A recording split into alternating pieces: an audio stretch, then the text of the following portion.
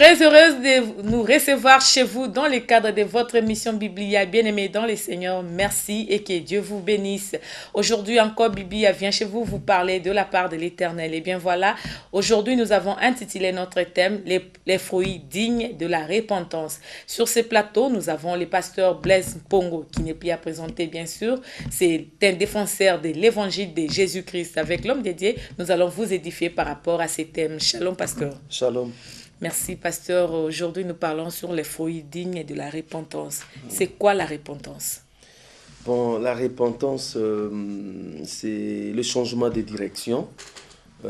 Métanoïa, cela veut dire vous étiez dans une direction en train de mener votre vie par votre façon de vivre, par votre façon d'être. Et là, vous avez entendu la parole de Dieu, vous avez entendu le message de Christ, l'évangile véritable, et vous décidez de changer de direction, d'abandonner en fait tout ce que vous étiez avant, c'est-à-dire tout ce que vous étiez en train de faire avant. Vous abandonnez toute votre ancienne vie, vous abandonnez toute cette vie des vanités qu'on menait autrefois. Jamais les seigneurs avant voilà, de faire non seulement consulter Dieu, on était dans l'impudicité, dans le vol, dans des histoires compliquées. Évidemment, c'est parce qu'on ne connaissait pas Dieu. Mais maintenant qu'on connaît Dieu, on a décidé de changer, de faire un demi-tour. En fait, de suivre maintenant la voie de Dieu. De dire, je ne veux plus suivre cette voie des ténèbres, je vais maintenant suivre la voie de la lumière.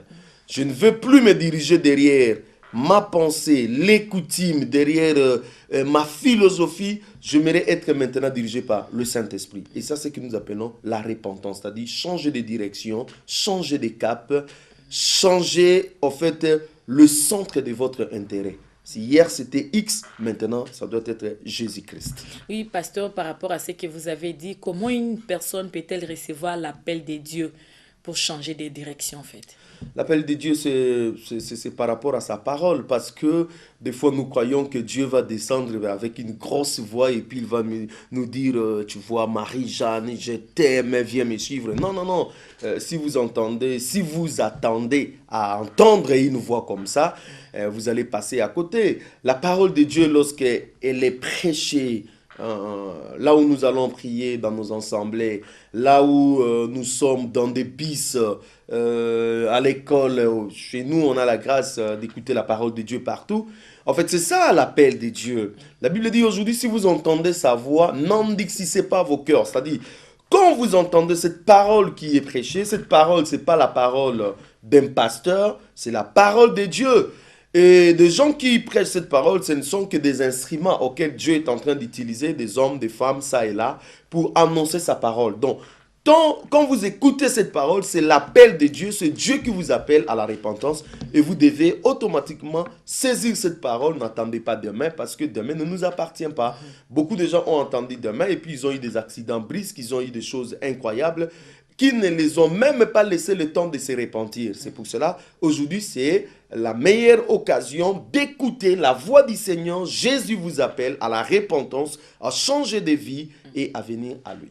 Et pasteur, quand est-ce qu'il faut se repentir? Quand on remarque que dans la vie, rien ne va et maintenant on s'est ressaisi, on dit voilà, maintenant je vais vers l'Éternel pour changer un peu de vie. Non, non, non, non, on ne se répand pas comme ça. Il y a des gens qui ont une bonne vie, ils n'ont pas assez de soucis, ils ont beaucoup d'argent, ainsi de suite. Il n'y a pas vraiment quelque chose qui les pousse, mais le jour où l'amour de Jésus vient en vous, vous sentez que vous avez manqué tout, malgré toute la richesse. C'est pour cela la Bible dit qu'est sert-il à un homme de gagner toute la terre s'il perdait son âme? Que donnera un homme à l'échange de son âme? Cela veut dire il n'y a rien qui peut combler le vide qui est dans notre cœur. C'est-à-dire toute personne doit chercher Jésus. Vous n'allez pas attendre que vous êtes malade pour chercher Jésus. Vous n'allez pas attendre que vous êtes dans un problème qui vous dépasse la tête et puis là vous cherchez Jésus. Non, tel que vous êtes là, en bonne santé, avec votre bonne vie là, Jésus vous appelle. Et vous devez comprendre que tant que vous n'avez pas Jésus dans votre vie, malgré votre bonne vie, malgré que vous menez une vie paisible, tranquille, si vous mourrez aujourd'hui, votre place, ça sera l'enfer. Donc, on doit comprendre que Jésus est la solution pour toute personne. Pour hériter les salis, il faut passer par Jésus. Pour voir Dieu, ce ne sont pas nos bonnes œuvres, c'est-à-dire nos œuvres, par exemple, donner le bien aux pauvres, aux malades, aux prisonniers, aux démunis. Non, ce n'est pas ce qui va nous sauver. L'homme n'est pas sauvé par ses œuvres. L'homme est sauvé par la foi en Jésus. C'est pour cela, tant que vous n'avez pas encore donné votre vie au Seigneur Jésus-Christ, vous n'êtes pas encore sauvé. Vous êtes toujours en dehors du plan de Dieu. Et si vous mourrez dans cet état, vous irez tout droit en enfer. Donc, tout le monde a besoin de ces salis parce que Jésus a donné ces salis à tout le monde. Et il vous faut maintenant répondre à cet appel. Pasteur, comment faut-il procéder pour la repentance? Est-ce qu'il faudrait aller chez un serviteur de Dieu et dire tout ce qu'on a fait pour que c'est la meilleure façon de se repentir, ou on peut aussi le faire à partir de chez soi, à la maison, dans sa chambre, ou peut-être à l'église, être à l'écart soi-même pour se repentir? Est-ce qu'il faudrait seulement aller chez l'homme de Dieu? Quiconque invoquera le nom du Seigneur sera sauvé. C'est ce que la Bible nous dit. Vous allez écouter la parole. Il y a des gens qui ont écouté, qui se sont repentis sans même pour autant même écouter la parole. Il est là dans sa chambre, il se souvient de quelque chose. On m'avait parlé de Jésus, regarde maintenant. Et puis il prend la décision de se repentir. Donc on n'est pas forcément obligé de passer par un homme de Dieu. On n'est pas obligé. On est obligé de passer par Jésus.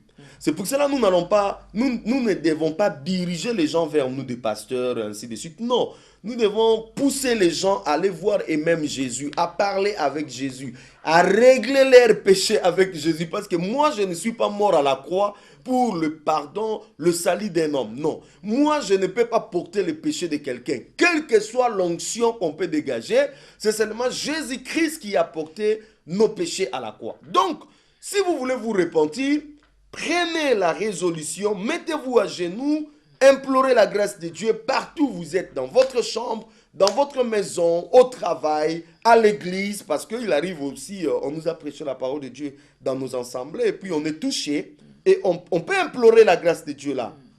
Il n'y a pas un problème. Maintenant, si un homme vient vers moi, un pasteur, pour dire, Seigneur, mon pasteur, j'aimerais me repentir. Je vais l'aider à se repentir, mais ce n'est pas moi. Je le pousse, je l'indique la personne qu'il faut, qui est Jésus. Je lui dis, ok, tu as fait ceci, tu as fait cela, va demander pardon à Jésus, implore la miséricorde. C'est-à-dire, ce n'est pas moi, je pousse quelqu'un vers Jésus. Donc, quelle que soit la personne, vient chez moi, quelle que soit la personne est chez lui, il va aboutir seulement à une personne qui est Jésus-Christ. Et c'est à cette personne-là que nous devons pousser les gens. Vous êtes en train de me suivre. Vous dites, ben oui, j'ai compris que l'occultisme va me détruire, la magie, la sorcellerie, toutes ces choses vont me détruire. Et qu'est-ce que je dois faire? Eh bien, ce que je peux te dire, la Bible dit, quiconque invoquera le nom du Seigneur Jésus sera sauvé. Là où tu es, implore la grâce de Dieu, la miséricorde de Dieu. Dis à Jésus, je menais une mauvaise vie, mais maintenant je décide de mettre de l'ordre, que tu viennes dans ma vie comme mon Seigneur et mon Sauveur personnel. En ce moment-là, Jésus entre dans ta vie, il te pardonne toutes les fautes, le péché que tu avais commis autrefois, et puis il te donne le pouvoir de devenir son enfant, et tu le laisses aussi le temps de commencer à opérer la régénération, c'est-à-dire à transformer ton cœur pour que tu produises des fruits digne de la repentance. Oui, pasteur, en passant, dites-nous, que nous servent les services des Kirdam? Bon, je n'ai jamais vu ça cure d'âme dans la Bible. Donc, moi, j'évite vraiment cette histoire, la cure d'âme, comme si on est en train d'opérer. Voilà, on est dans un tribunal ou bien on est en train d'opérer le cœur de quelqu'un et puis dénicher des choses. C'est pas vraiment ça la formule biblique, les cures d'âme. Ça, et la formule biblique, c'est quoi? La formule biblique, c'est que la personne doit parler à Jésus. Vous comprenez? Je peux donner à quelqu'un des conseils, mais la personne doit parler lui-même à Jésus. Je peux... en fait, tu vois pourquoi je n'aime pas le cure d'âme? Parce que c'est trop schématique. Cela veut dire, la personne vient chez toi Et puis tu lui dis, parle de ton problème. Et puis la personne commence à parler, pam, pam, pam, pam, pam, pam, pam, il parle, il parle, il parle, il parle. Et puis toi, comme un médecin maintenant, tu commences à voir, peut-être ça peut être ici, peut-être ici, peut-être ici. Oh, comme vous voyez par exemple la conversation de la femme samaritaine avec Jésus. Ils ont dialogué, Jésus est entré dans le profondeur de son cœur, mais avec l'aide du Saint-Esprit, par des paroles de connaissance. C'est pour cela, nous devons aimer la vie de l'esprit. Parce que s'il n'y a pas la vie de l'esprit, nous allons remplacer l'esprit par des systèmes. Vous voyez, le cure-dent, ce sont des systèmes que les gens ont mis en place. Alors que un serviteur de Dieu, un enfant de Dieu, qui a les paroles de connaissance, les dons, ceci, cela, il peut directement frapper là où il y a les problèmes. Ma soeur, ton problème, c'est l'impudicité. Répands-toi, Dieu a besoin de toi. Close, l'histoire est terminée. Tu vas prendre le temps de faire... Ça, ce sont des systèmes que les gens sont en train de mettre en place. Et puis, vous allez voir, on a curé les dents, la lame aujourd'hui. Demain encore, on a curé, mais la personne demeure la même personne. C'est pas ça la solution. La solution, c'est la puissance de l'esprit agir dans la personne. Donc, les cures d'âme n'est pas biblique. Moi, je trouve que c'est pas biblique parce que là, la personne vient, il dit des choses et puis, comme un médecin, on vient. Non, non, non. On doit travailler par l'esprit. Hein? Je dis, cette façon de travailler, ce n'est pas ça. On doit travailler par l'esprit. C'est-à-dire, l'esprit doit aider l'homme de Dieu directement à voir le problème qui est dans la personne ou bien à poser des questions précises par rapport à X problème et vous avez la solution. Que de rester là toute une journée en train de curer l'âme, d'entendre des choses des fois... qui ne vous plaît pas, quoi. Et pasteur, que doit-on remarquer dans la vie d'une personne qui venait de se repentir? Alors, la Bible dit, si quelqu'un est en Christ, il est une nouvelle créature. Les choses anciennes sont passées et voici toutes choses sont devenues nouvelles. Là, nous sommes dans 2 Corinthiens au chapitre 5, le verset 17. Vous pouvez lire ça à la maison. Donc, si quelqu'un est en Christ, ce qui va suivre après, c'est que il doit devenir une nouvelle créature. Ça dit, une nouvelle vie commence à lui. Toutes les choses passées doivent passer et voici toutes choses sont devenues nouvelles. Donc, l'une des choses qui nous montre que nous sommes en Christ, c'est que la nouvelle vie doit commencer à nous. Nous devons reproduire avec nous la nouvelle vie. Si nous ne reproduisons pas avec nous la nouvelle vie, alors c'est une aventure. Je vous donne un exemple dans 1 Thessaloniciens au chapitre 1. 1 Thessaloniciens au chapitre 1, le verset 9. Écoute ce que la Bible dit. Car on rencontre un autre sujet, quel accès nous avons auprès de vous et comment vous vous êtes convertis à Dieu en abandonnant les idoles pour servir le Dieu vivant et vrai, et pour attendre des cieux son Fils qu'il a ressuscité des morts, Jésus, qui nous délivre de la colère à venir. Donc, la Bible dit ici, on est en train de rencontrer au sujet des amis de Thessalonique, comment ils se sont convertis et comment ils ont abandonné les idoles. Ces gens, ils étaient dans l'idolâtrie, ces gens, ils étaient dans la magie, ces gens, ils étaient dans toutes sortes de mauvaises vies. Mais quand ils ont entendu la parole de Dieu, ils se sont laissés en Dieu, la nouvelle vie a commencé à naître. Automatiquement, nos amis ont abandonné leur ancienne vie d'idolâtrie. Maintenant, c'était la nouvelle vie. Donc, il faut que la repentance soit suivie des fruits dignes de la repentance. Si vous dites que non, vous vous êtes repenti, mais vous courez toujours derrière l'impudicité, la débauche, derrière le chanvre, derrière la drogue, derrière le mensonge, ainsi de suite, à ce moment-là, il n'y a pas de repentance en vous. Parce que si vous me dites que vous vous êtes repenti, alors j'aimerais voir le fruit de la repentance. C'est pour cela, dans Luc au chapitre 3, écoutez, c'est que Jean-Baptiste, qui a fait un travail de fond pour préparer le chemin à Christ, il dit dans Luc au chapitre 3, au verset 7, Luc 3, verset 7, la Bible dit, il disait donc à ceux qui venaient en foule pour être baptisés en lui, race de vipères, qui vous a appris à fuir la colère à venir. Produisez donc des fruits dignes de la repentance et ne vous mettez pas à dire en vous-même, nous avons Abraham pour père. Donc ces gens qui venaient se faire baptiser chez Jean-Baptiste, babande koya ngulu ngulu na loyenge. Ndenge ka oh non, toki mosakoli moko azobatisa batu kuna tokende. Les gens allaient, les gens allaient, les gens allaient. Et Jean-Baptiste est baptisé. Savoir la source. Il baptisait, mais il se rend. Et il comprenait pas aussi il se rend compte que les gens qui étaient en train de baptiser pour la repentance, ils produisaient pas de. Et puis retourner encore. Voilà, dans la même vie. Et puis il leur dit, vous êtes des races de vipères. Si c'était à notre époque et que je dis à une personne, tu es race de vipères, vous allez dire que ce pasteur est en train d'insulter. Mais il a dit ce qu'ils étaient. Ils étaient des races de vipères. Le fruit de la repentance, il y en a où?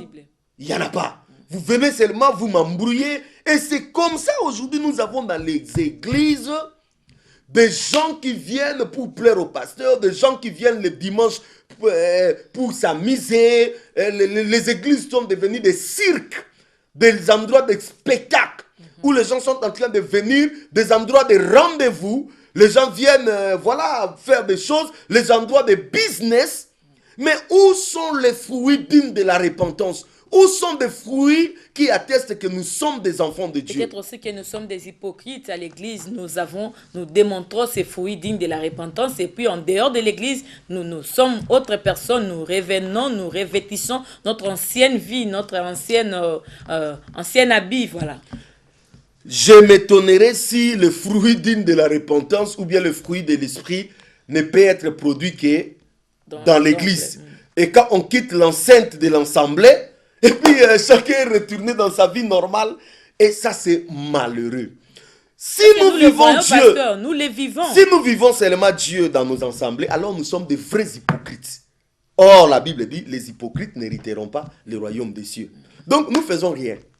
La vie nouvelle que nous avons en Jésus-Christ doit être une mode de vie partout où nous allons.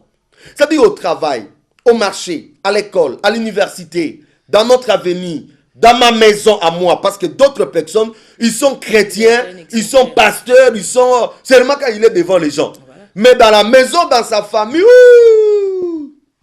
c'est une autre chose, c'est une autre personne. Et qui a même poussé leur famille, leurs femmes et leurs enfants à ne plus prier parce qu'à la maison, papa est autre personne. Voilà, donc ça c'est de l'hypocrisie. On doit être la même personne à l'église, à la maison, à l'école, partout où nous passons, reproduisant avec nous la vie de l'esprit. Je voudrais vous poser une question. Vous me posez trop de questions aujourd'hui. Moi, je te pose aussi une petite question. Moi, je suis là pour les questions, pas pour les réponses.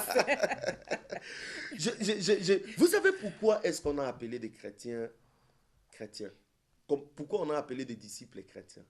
Dans Actes des Apôtres, au chapitre 11, quand vous lisez dans Actes au chapitre 11, là nous sommes dans l'église d'Antioche, Acte 11, verset 26, la Bible dit, et ayant trouvé, il l'amena à Antioche pendant toute une année, il se réunit aux assemblées de l'église et ils enseignèrent beaucoup de personnes. Ce fut en Antioche que pour la première fois, les disciples furent appelés chrétiens.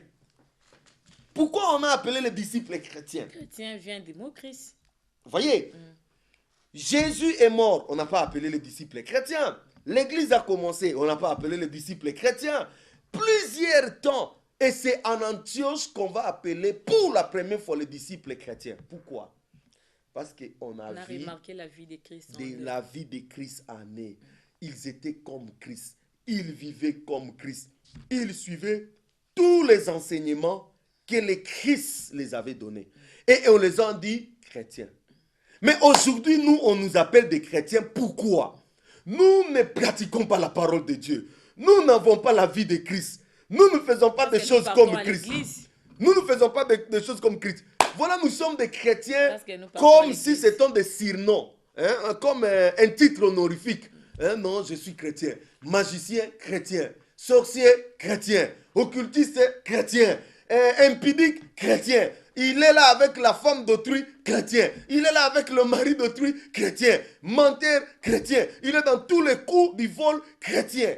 Nous faisons la honte de Jésus. Parce que quand nous disons que nous sommes chrétiens, le monde qui nous regarde, qui me voit en désaccord avec la vie de Christ, pas d'harmonie.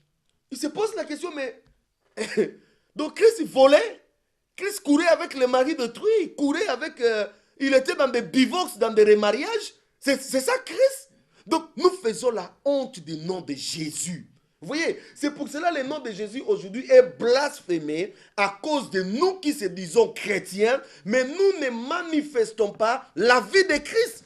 Combien de gens le dimanche, ils vont dans des églises? Mais regarde, le cœur n'a pas changé.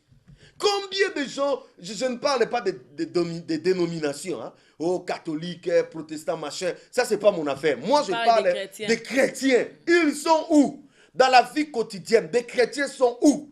Dans la vie de tous les jours, des chrétiens, nous sommes où? Vous allez vous rendre compte qu'aujourd'hui, on n'a pas de chrétiens. Nous avons des fanatiques. Nous avons des gens qui ne connaissent pas la parole de Dieu, qui suivent des pasteurs comme étant des moutons, hein, qu'on amène à la bergerie. Il y a des choses, parce que quand on vous montre un chrétien c'est un disciple, il suit les préceptes de son maître. Mais je vous dis ce qui se passe aujourd'hui. Quand nous voyons la chrétienité dans la Bible. Les chrétiens sont devenus des disciples de leur pasteur. Non, pas seulement les disciples, des fan clubs, des supporters de leur pasteur. Il n'y a plus rien de la parole. Il y a des églises où on met même la photo de Jésus. Église, on a mis la photo de Jésus. Bon, j'aimerais être vraiment sans passion. Je vous pose la question, vous qui allez dans des églises comme ça, où on a mis la photo de Jésus, est-ce que vous ne vous rendez pas compte que Jésus-Christ, on n'avait pas tiré la photo? Il n'y a aucun photographe qui avait tiré Jésus photo. La photo que vous êtes en train de voir là, ça n'a rien à voir avec Jésus. C'est une autre personne. C'est une autre personne qu'on vous trompe Jésus et on vous plonge dans l'idolâtrie. Vous comprenez? C'est ça les chrétiens d'aujourd'hui. Des chrétiens qui ne reflètent rien de la parole de Dieu. Vous comprenez? Et puis on est là, et quand on est là, on regarde. Des fois quand on prie, on prend la face de ce type-là qu'on a dit Jésus, on le ramène dans sa pensée. Bien aimé, nous passons à côté. Et combien aujourd'hui dans nos églises, à côté de ces photos de Jésus, on nous montre encore des photos des hommes. Et des fois, quand on arrive à l'église, on va devant cette photo, on s'agenouille, on prie avant de s'asseoir. Et je vais vous dire, madame, je pleure pour Kinshasa. Je pleure. À chaque fois quand je suis en train de voir ce qui se passe aujourd'hui dans cette ville, dans notre pays, je dis, Seigneur, où sont des véritables chrétiens? Où sont des véritables serviteurs de Dieu qui peuvent ramener des choses dans l'ordre? Dans presque toutes les églises aujourd'hui, vous allez trouver des photos des pasteurs. Si on n'a pas mis ça devant, c'est un calico qui est à côté. Mais qu'est-ce que des photos des pasteurs ont à voir avec la foi des gens? Et aujourd'hui, plus grave encore, on commence à prendre des photos des pasteurs, on donne aux bandimi, et les bandimi chassent les démons avec le nom de leur pasteur. C'est Babylone, c'est de l'anti-biblique, c'est tout simplement de l'apostasie, c'est de l'hérésie. Ça n'a rien à voir. Et combien des églises aujourd'hui, des pannes, hier, c'était des pannes avec le nom de Jésus. Mon Christ soit salut, ah, que Dieu soit béni. Que Dieu soit béni. Crois au Seigneur Jésus, tu seras sauvé, toi et ta famille. Que Dieu soit béni. C'était la parole de Dieu que les gens mettaient dans des pannes. Mais comme les gens veulent le culte de gloire, ils ont pris comme les gens veulent eux, comme les gens veulent que c'est eux. Déjà, nous sommes dans l'idolâtrie. On commence à adorer des hommes de Dieu. Maintenant, il faut porter non la parole de Dieu, mais il faut porter quoi? La figure du pasteur. Si vous avez des pannes à l'effigie des pasteurs, je vous demande de brûler ces pannes au nom de Jésus et de dire à votre pasteur, nous ne voulons plus que tu mettes ta figure dans ces pannes, nous voulons que tu mettes la parole de Dieu. C'est ça la parole. C'est peut-être pour s'identifier, montrer à la face du monde que moi je suis chrétien. Partisan de tel. Voilà, ce sont des pannes que nous mettons pour montrer vraiment que nous sommes des partisans, des foulards de tête, donc à l'effigie des gens. Bien aimé, on n'a pas besoin de tout ça. Il faut que des pasteurs, il faut que des hommes de Dieu apprennent à rabaisser leur cœur. Voilà pourquoi aujourd'hui, des pasteurs sont devenus des gens exemptés du péché. C'est-à-dire, on les adore, ils font ce qu'ils font, ils prennent des femmes comme ils veulent, ils prêchent des mauvaises doctrines, on vend de l'eau comme on veut, on vend de l'huile comme on veut, on vend des poudres comme on veut. Ils sont contents de ça. Je suis désolé pour ça, mais moi je vais prêcher la parole de Dieu. Même si tu vas m'haïr, je l'ai toujours dit, je suis prophète pour annoncer la parole de Dieu. Donc même si tu vas m'haïr, ça c'est pas mon problème. Et vous voyez le nombre de déviations que nous avons aujourd'hui dans nos églises. Le nombre des hérésies. Et de plus en plus ça monte. Hein. C'était des choses qui se passaient sournoisement, mais aujourd'hui c'est remonté à la surface. Des hommes de Dieu divorcent, ils se remarient comme ils veulent. Où sont les fruits dignes de la repentance? On prend des copines à gauche, des copines à droite. Où sont les fruits dignes de la repentance? On vend de l'eau comme on veut, on vend des poudres comme on veut, on vend de l'huile comme on veut. Donc chacun, il quitte sa maison et avec ce qui lui traverse sa tête, il vient, il vous impose. Pour être reçu par les pasteurs, il faut payer. Des délivrances, c'est compliqué. Donc, c'est drôle, c'est compliqué. Où est Dieu dans tout ça? Où sont les caractères de Dieu? Nous avons aujourd'hui dans les églises des gens orgueillés. Il n'y a même pas une petite dose d'humilité. Un homme de Dieu, c'est la proximité avec le peuple. Un homme de Dieu s'identifie avec des peuples. Je ne suis pas un prêtre, mais je dis, regarde comment les prêtres vivent. Un prêtre peut avoir beaucoup d'argent, mais tu le vois si simple. Il visite les bandits, il est là si simple. Mais nous, on a créé une distance des hommes de Dieu aujourd'hui avec des gardes du corps. Tu veux venir, il te dit non, non, non, non, attendez là-bas. Et un problème, allez voir l'homme de Dieu pour vous tirer l'âme. Il va vous demander $100. Il va vous demander $25. Pour ne pas bousculer les pasteurs qui ont aujourd'hui des gardes du corps. Babylone. L'église est infiltrée par des loups ravisseurs. Le champ de Dieu est infiltré par des serpents. Vous comprenez? Ce sont des gens qui sont au milieu de nous, mais qui ne sont pas des nôtres. Voilà pourquoi c'est malheureux. Si nous ne produisons pas de fruits dignes de la repentance, si nous ne rentrons pas dans la véritable parole, évangile de Jésus, bien aimé, il y aura un jugement. Et laissez-moi vous dire, le jugement de Dieu, quand ça va commencer par ceux qui prêchent cette parole. Ah oui, hein, on se trompe. Hein? Il y aura des gens qui vont attraper des maladies bizarres. Des AVC, ils vont partir. Je parle au nom de Jésus. Si nous ne voulons pas plier nos cœurs à la parole de Dieu, si nous ne voulons pas respecter la parole de Dieu, nous croyons que nous sommes des pasteurs, nous sommes au-dessus de cette parole. Bien aimé, le jugement de Dieu va commencer dans des maisons de pasteurs. Ils auront des maladies compliquées, ils auront des choses compliquées, afin que le peuple apprenne à craindre Dieu. Il faut qu'on trouve des pasteurs, des serviteurs de Dieu qui vivent et même la parole de Dieu. Sinon, nous rentrerons dans ce que nous avons dénoncé hier, les catholiques, le prêtre, un homme de Dieu, c'est celui qui vit la parole qu'il prêche. C'est-à-dire, s'il dit voler, c'est mauvais. Il doit être un modèle. Et aujourd'hui, nous n'avons plus des hommes de Dieu modèles. Je suis désolé. Et ce sont des gens qui disent que non, nous voulons assez que vous nous respectiez comme des pères dans la foi. Un père dans la famille ne se réclame pas père. Vous comprenez? Les enfants savent que non, c'est notre père. Parce qu'ils voient tous les attributs du père en eux. Quand vous voyez quelqu'un commencer à réclamer, moi je suis le père, il n'est pas père.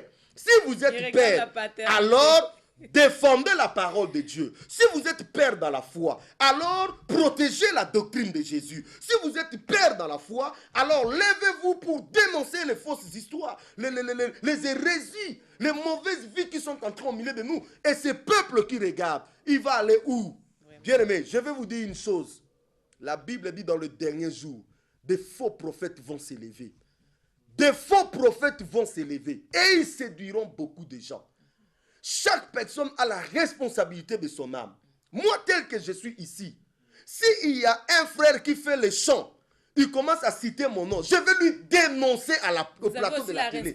Je lui dis, frère, si tu veux citer le nom de quelqu'un, si tu veux citer mon nom, je te dis, moi je ne suis pas mort pour toi, cite le nom de Jésus, point barre.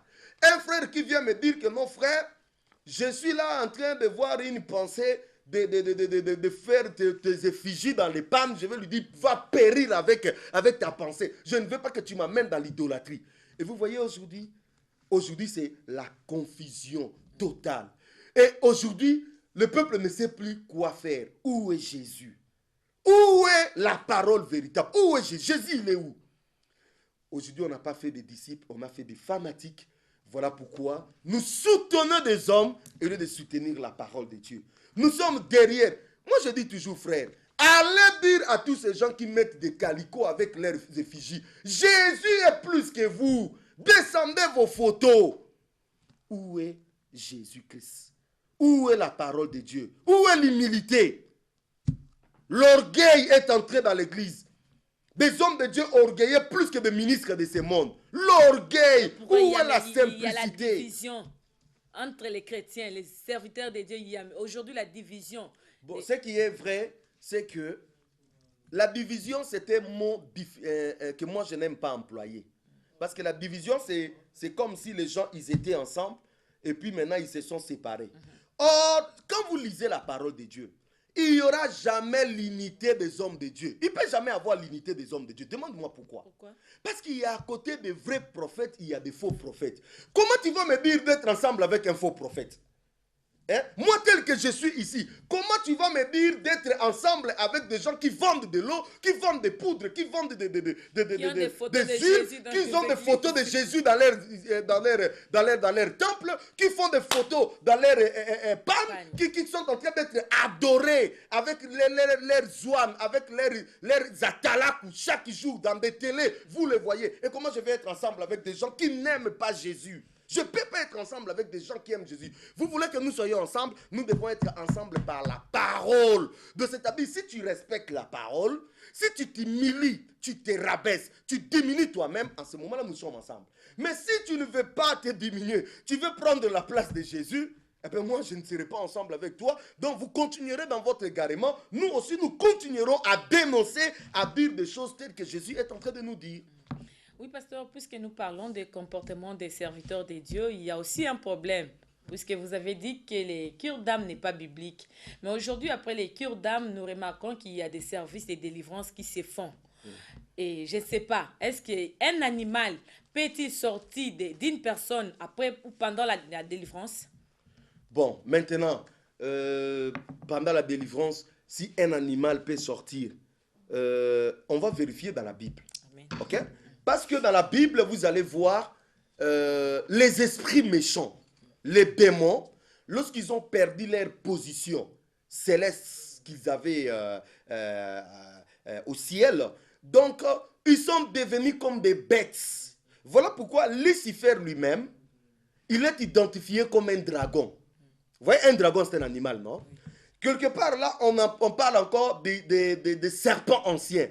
Vous voyez, Lucifer qui était un ange de lumière, qui était un porteur de lumière, il sera maintenant identifié comme étant un serpent. Vous lisez quelque part dans le livre des Actes des Apôtres, vous allez voir que Paul va chasser un esprit de python chez une femme. Donc l'esprit impur qui était en elle avait la forme d'un python. Sur le plan, on n'a pas vu les pythons physiques. Voilà, mais sur le plan spirituel, il avait la forme d'un python. Vous lisez par exemple dans Apocalypse au chapitre 16, si je ne me trompe pas, on nous parle des démons qui vont rassembler le roi de la terre. Dans Apocalypse chapitre 16, verset 13, la Bible dit « J'ai vu sortir de la gueule du dragon, de la gueule de la bête et de la bouche du faux prophète, 3 esprits impurs semblables à des grenouilles. » 3 esprits impurs semblables à des grenouilles. On a des esprits.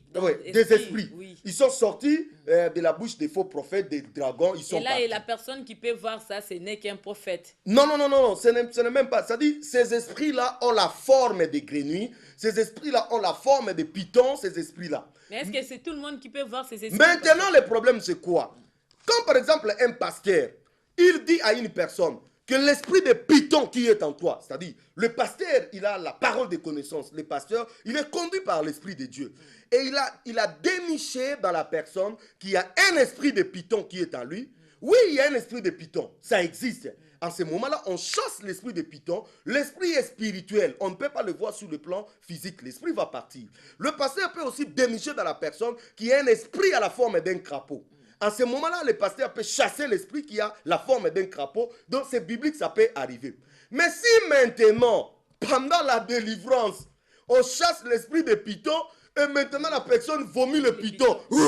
Le python est là. Là, ça devient de la magie. Je suis désolé. Ça devient de la magie. Si pendant la délivrance, maintenant le crapaud, l'esprit qui était là. Nous avons même remarqué des prophètes pasteurs qui font des trous et ils vont chercher les fétiches là où on a planté ça quelque part, dans des maisons, dans des parcelles, partout, dans quelques églises. On a planté des histoires ici. Moi, je vais faire sortir ça. Et puis, il crée un trou et puis il entre là-dedans. Il fait sortir les histoires. Bien aimé, tozonga la makomi. Tozonga la makomi. Tobungi. Là, je suis désolé, bien aimé. Tobungi. Tozako bunga. Donc, ces miracles-là ne viennent pas de Dieu. Parce que tout miracle doit avoir un support biblique. J'ai expliqué le support biblique.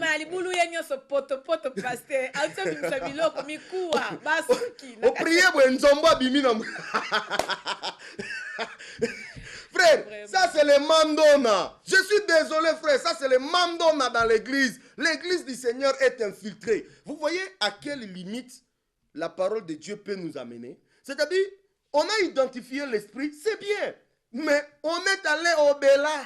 Nous sommes dans la déviation. Donc, parce que tu me prouveras nulle part dans la Bible que non, nguma bimina mutu. Ezate banda e bande la Bible tina suka. Mais au comment on a l'esprit wane banda e kobima. Vous comprenez? Esprit à Python, la nyoka munene e bimina mutu. Mais Paul a et outil parce que vous les chrétiens, vous ne voulez pas lire la Bible. Vous comprenez? La Bible dit les chrétiens de Béret, vérifiez tout ce qui se faisait, tout ce que leur enseignait par la parole de Dieu. Je vais vous dire un exemple. Rien que moi, tel que je suis ici, je viens de Naïkote Yabino. Je suis venu vous prêcher. Avant de commencer même à croire en ce que moi je suis en train de vous prêcher, regardez d'abord ma vie. Quelle est ma vie? Quelle est ma façon de vivre? Est-ce que je crains Dieu? Est-ce que je ne crains pas Dieu? Vous comprenez? Allez demander à mes voisins.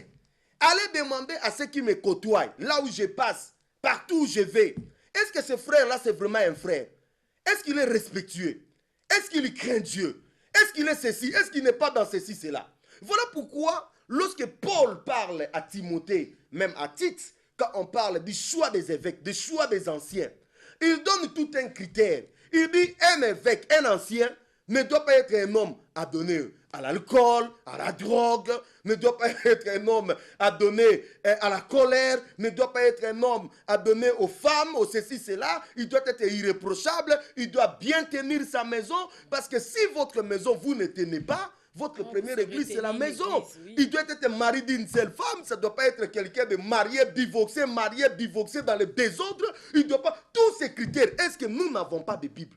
Mais aujourd'hui, chez nous, même si c'est une personne qui prend de l'alcool, une personne avec une mauvaise vie, personne ne tient compte. Le problème, c'est seulement l'homme de Dieu a dit. Mais l'homme de Dieu a quelle vie? L'homme de Dieu a quelle vie? Montre-moi ton Dieu, je te demanderai de me montrer le fruit qui accompagne ton appel. Montre-moi des miracles, moi je te dirai montre-moi des fruits. On ne reconnaît pas un vrai enfant de Dieu par des miracles, par des signes. On reconnaît un véritable enfant de Dieu par le fruit qu'il porte. Voilà pourquoi dans Matthieu 7, il dit, vous les reconnaîtrez par leurs fruits. Qu'est-ce que l'homme de Dieu dégage comme fruit? Un homme de Dieu orgueilleux. Je vais vous dire, frère, avant de commencer à chasser des démons, apprends d'abord toi-même à être humble. Vous comprenez? Un enfant de Dieu orgueilleux, je vais lui demander, mon ami, avant d'être un enfant de Dieu, de te proclamer enfant de Dieu, montre-moi l'humilité. On n'a pas l'humilité. On n'a pas l'esprit d'écoute. On n'a rien ça. Et puis on est quel genre des enfants de Dieu? Il faut que des enfants de Dieu se réveillent. Notre ville, surtout la ville de Kinshasa, est en train d'aller en déroute. J'ai été étonné un jour, on m'a dit, un homme de Dieu, un prophète, il est allé dans une église, il a égorgé une chèvre. Vous vous rendez compte l'égarement là où ça nous amène? Hein? C'était pour quel but? Consacrer des hommes de Dieu. Bongangana Nzambe. Non, Bongangana Nzambe. Allez, la chèvre croue. Nous sommes dans quelle époque? Et des chrétiens qui sont là. Bien aimés, si moi je suis dans une église comme ça, manifestation est aussi là. Parce que je vais vous dire, Babylone anti-biblique. Bien aimé, dans nos églises, là où moi je suis, quand je prêche, les gens lèvent la main. Ils lèvent la main. Il pose la question. Pasteur, ici, là, je n'ai pas compris. Je n'ai pas compris. Montre-nous dans la Bible. Et l'onction de toutes les façons ne va pas me fuir. L'onction de Dieu est à moi. Alors je m'arrête, je dis non, pour ça, ça, ça, ça, ça. Et puis je continue ma prédication. Vous comprenez? On ne doit pas gober des choses. Vous n'avez pas obligation de gober des bêtises. Parce que votre pasteur a dit, non, j'ai reçu une révélation. Toute révélation qui ne cadre pas avec la parole de Dieu, ce n'est pas une révélation qui vient de Dieu. C'est une révélation qui vient du diable. Parce que la révélation qui vient de la parole de Dieu doit trouver sa base dans la parole de Dieu. Nous, on dit, non, notre pasteur a fait 40 jours, 40 nuits, Dieu lui a dit. Mais Dieu lui a dit, mais montrez-moi dans la parole de Dieu là où ça se trouve. Il n'y en a pas. Oh non, il a dit seulement qu'on sacrifie la chèvre. Mais le sacrifice de Jésus, ça suffit. Oui, c'est pour cela aujourd'hui, tozongi na biso na makamonyo surtout akala, tozongi na ba chapelet, tozongi na ba soutane, tozongi na ba chapeau mystique, tozongi na nini be. Dieu n'est pas dans tout ça. Dieu est dans un cœur qui craint Dieu. Point barre. Tout ça c'est Babylone. On doit dénoncer de telles choses afin que les enfants de Dieu retournent dans la foi véritable. Sinon, c'est la perdition. Comment faire, pasteur, alors pour retourner dans la foi véritable? D'abord, moi je vais demander à tous les pasteurs qui craignent vraiment Dieu de dénoncer des mauvaises pratiques. Écoute ce qui se passe dans notre ville. Dans notre ville, ce qui est, je pleure pour Dieu. Je pleure pour Dieu. Il n'y a aucune personne qui se lève, même dans des chaînes là, pour dire que non, bandeko to baby, to pengui. Oh yo yo, personne, hein? Tout le monde est silence. Même ceux qui se disent ils sont de Dieu. Vous dites vous êtes des défenseurs de la sainte doctrine. Mais levez-vous, parlez. Parlez dans vos églises, parlez dans des avenues, parlez à la télé, parlez à la radio. Ramenez les gens dans la foi véritable, centrée sur la personne de Jésus.